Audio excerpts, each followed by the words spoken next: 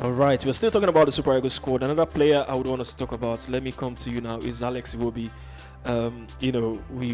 We know your stance on Iwobi. He's been brilliant this season. I mean, started from the late end of last season up to this season, and there were reports this past another brilliant performance for Everton this past weekend. Another man of the match performance. Got the assist for that goal, the first win of the season.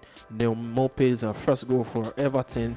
And there are reports that he's going to be rewarded. There are talks. He's going to be rewarded with a new contract. And tell us, Alex Iwobi. Credit to the player, credit to Frank Lampard. But what's your summation of Iwobi's performance so far? He's becoming one of the key players for Everton. 90 minutes upon 90 minutes. One of the first names on the team sheet. I mean, credit to the man. He's turned it around in recent times. Like I've always said, nobody get lucky without putting in the hard work. I've not seen anybody just sit in their home, be lazy, and then get lucky. Luck doesn't fall on your lap like that. Luck follows hard work and consistency. What I've demanded from Alex Iwobi, and I'm very happy that this is happening, because when I used to use words like Alex Iwobi not sabi play ball, like he have no business being in the national team or any football team, people used to look at me like, oh, you're beefing him. And I don't know, Nigerians' go-to reaction to criticism is beef. They don't sit and say, okay, but this guy knows football. This guy's been talking football for years. He can't just stake his reputation, to maim his reputation just because of an Alex Iwobi, one small boy. There's no basis for it. But in Nigeria, people are like, oh, you're beefing him. And I keep wondering, what am I beefing him for? What does he have that I need that's making me beef him? What? I mean, there's no connection. He's a kid. But when you have these opportunities, and it doesn't matter whether you're black or you're white or whatever, you grow to an academy in England, it means that you were taught the basics of the game. And then you grow up, you get the national team, called very easy, something that some people would even pay for, will bribe for, and they still will not get it. And then you're not pulling weight based on the talent you have, okay? Based on the potential that you have and the training that you've been given. Somebody's going to come for you. Not everybody is going to fall down and die for you, no. And I happen to be that one. And people say, oh, I don't like anything that have the Okocha family in it. Now, that's not true. I love him. I know the Okocha. But now that he's turned it around, we're not saying that thing that I'm saying, that Alex Iwobi could be a commanding presence in the midfield. Alex Iwobi could be the one driving the team forward. He could be the one running backward. We no longer see him when he misplaces a pass. He hardly even misplaces a pass these days. When he misplaces, but that thing that he does that is very irritating, disgusting, and annoying, that you don't see a Bernardo Silva or Saka. Saka is still not there yet. I've got most large criticism for Saka, but let's leave him for another day. Like proper midfielder, I look at Modric, Kevin De Bruyne, Bernardo Silva, and Ike Gundogan will not put their hand in their head because they lose the pass, and then they'll be turning around, and then the attack is going back against your team. So those things are some of the things that I always looked at. But right now, what he does is he's doing both a bit of a Lampard and a bit of a Gerrard all in one, and stretching the passes, working very hard. You see him defending for his team when they lose the ball. When they are with the ball, he's the guy, the go-to guy, is the conveyor, is the drive shaft of the team. And when are not with the ball, is the defensive shield of the team, like helping to quickly mop up the ball and make sure they get back to scoring.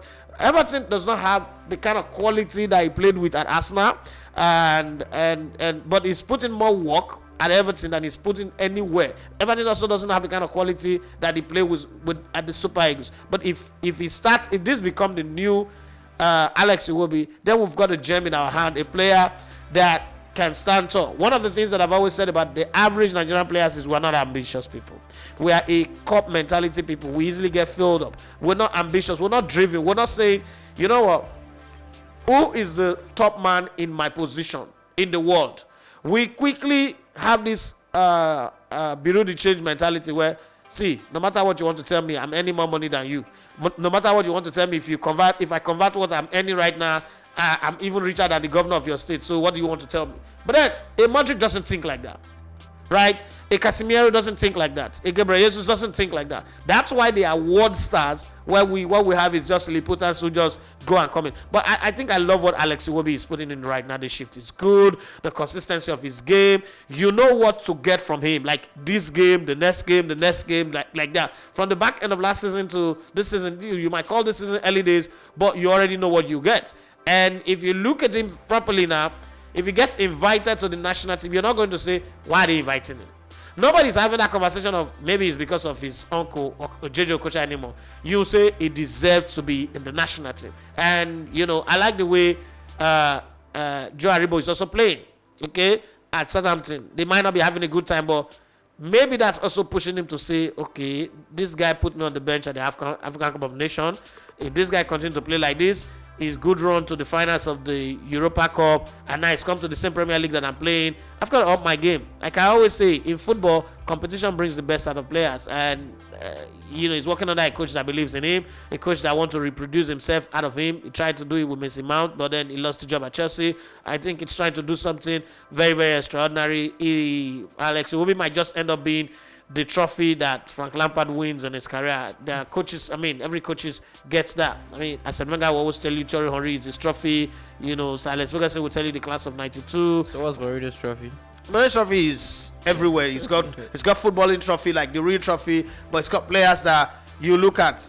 Before Mourinho, you didn't know Carvalho, you didn't know Deco, some of these players that you didn't know, but Mourinho resurrected them. And Ferreira, what's they called? There are a lot of players that with Jose Mourinho they became better. They went from just there to what beat us. You wouldn't have even know a player called Diego Milito without Jose Mourinho. But Jose Mourinho made him a Champions League. Players like Diego Milito don't win Champions League, but against a Bayern Munich coached by LVG in the finals, he took that team to the cleaners. So those are some things you would talk about Jose Mourinho. I think for Frank Lampard, it has to be Alex Iwobi, but he still needs to continue, because the thing about football, let me tell you the funny thing about football. For the past 6 years, Jurgen Klopp have been showing out incredible football. Right now, they criticize him. People have the audacity to criticize Jurgen Klopp. You understand? So if he doesn't put it on the plate consistently, somebody's going to be out on him. All right. One thing that is visible of Alex Iwobi, when you listen to him speak, you could tell he's confident. He's speaking from a man who's confident. He's and now he can play. Yeah, he's kind of maybe I'm too. He's kind of bullish. He doesn't hold his words. He's just so confident. That's what that he knows need. his place in his team. When I said that he needed that behavior, people said no, he needs to be humble. No footballers, what is onion like is humble. No footballer, that word humble. Humble and success does not go together. Anybody who you go and learn that thing in church, see, success makes you arrogant. Because people who are not successful will look at your confidence and interpret it to be arrogance. What is it? What is it feeling? Kante needs to hear. What is it feeling like? Well, I think Iwobi should start smashing phones. I think the arrogance will come up more, since Ronaldo's smashing phones and he's very arrogant. No, that one is not good. No, when I say arrogant, I don't mean he's rude super confident. Yeah, his confidence of his abilities now, the way he speaks and all that. So don't mind Benedict. He's trying to I think it could be physical, smacky, and I really love sarcastic. Iwobi, and Everton are doing all they can to put him out there. Every match there are contents around Iwobi in the dressing room. Did I not tell you? Cheering. Did I not tell you? Yeah, you just love to see that. Emmanuel, that's why here in this studio. It's not just Everton that is doing it too. We had a conversation with Alex and his dad and all that. And first of all, we told his dad, come, take your hands off this boy. Don't stop treating him like it's a teenager or it's a baby, a toddler. Give him freedom. Now, Alex doesn't have a team. Alex is one of the very few Nigerian players that have a team. He have a very, very solid media team. That team can do that. Like they got sophisticated equipment. They've got personnel that are good. Let's give people credit where they deserve it. Alex have a team around him that works his media. That's not Everton doing that thing you're seeing. It's Alex Iwobi's team. Those guys are crazily incredible, and his contract with Everton allows those guys to have access to a lot of his materials. So those things you see coming out, that's Alex's team working be like round the clock to make sure he's mentioned everywhere, his name is popping up everywhere, things are going on around him. That's what I keep saying about our players. When you have Paul Onuachu, Siri Dessa, Simi Wanko, when he was scoring 21 goals in where was he playing then? For Crotone. For Crotone, and some of these players that are doing well, and you just think that you will be there. One group of white media, and this is not about race, but they've got their objective, they've got their priorities. They know that if they break their head for you, you will go your way. 442 became relevant because of Erling Haaland. It's their own, right? You need your own, your type, your kind, your people to understand you. When you swallow akpu or fufu or panda yam or eba, they know what it means to you, and they know how to put it out, and it doesn't look damaging to your brand.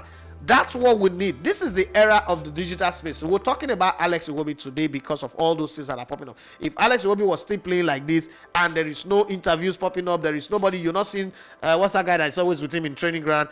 I've forgotten his name now, one black guy that's always with him in training ground. No, not one media guy that's always interviewing him, asking him who's the DJ of the team, where he talked about Dele Ali being selfish with his time of music, who doesn't care about other people. And all of those things, these are deliberate things that gives us content to feed off. And I think this boy is also doing something similar. He's got a team around him. Joe Aribo, those podcasting, those interviews, they are not accidental.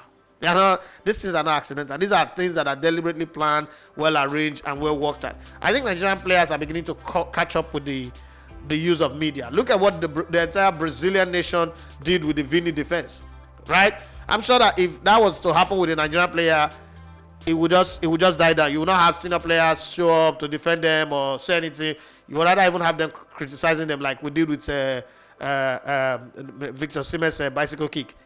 So you need media. Now some of them are beginning to know that media is very, very important to them. The ones that can have the media, let them have it. The ones that don't have it, well, I wish them the best of luck. All right, it will be, we hope this beautiful performances continue, not just for Everton, also with the Super Eagles. Just a bit of an update from the Super Eagles squad. The players that have been ruled out, Ahmed Musa picked up an injury. Chukwueze also have been ruled out. Leon Balogun also ruled out. Henry Onyekuru and Emmanuel Dennis, and the replacement Valentine Ozanwafo plays in the French League 2. Also show Godwin Saviour. I mean, this one player I've talked about on the Nigeria Players GPS show. If you're playing in Parceiro's home country and you're doing well, I mean, he's got to notice. He had no choice but to notice you. And Saviour Godwin plays in the Portuguese top flight. He's with the Super Eagles team now, and of course an MPFL player has been called up. His name is Iwobi. He's a left back to link up with the team. So yeah, 18 players in camp, and they are gearing up for that game against Algeria in Oran. You are listening to Elegbete TV Radio.